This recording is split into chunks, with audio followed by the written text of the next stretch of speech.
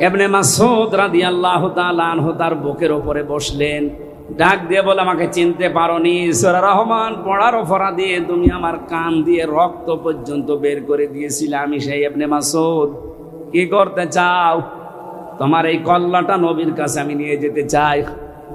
আবু জেহেল ওই সময় বলেছিল, ইবনে মাসউদ, আমার গলাটা যখন কাটতে চাও একটু বড় করে কাটো, মানুষ যেন দেখলে বসে যে নেতার মাথা।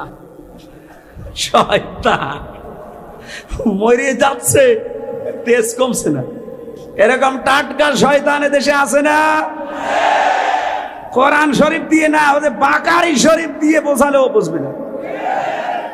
ইবনে মাসউদ চিন্তা করলেন, মাথাটা যদি নবীর কাছে নিয়ে যেতে পারে তাহলে নবীজি খুশি হয়ে আমার জন্য দোয়া করবেন। ডাক দিয়ে বললেন, তুই কালেমাটা পড়, আমি তোরে এখনো মাফ করে দেব।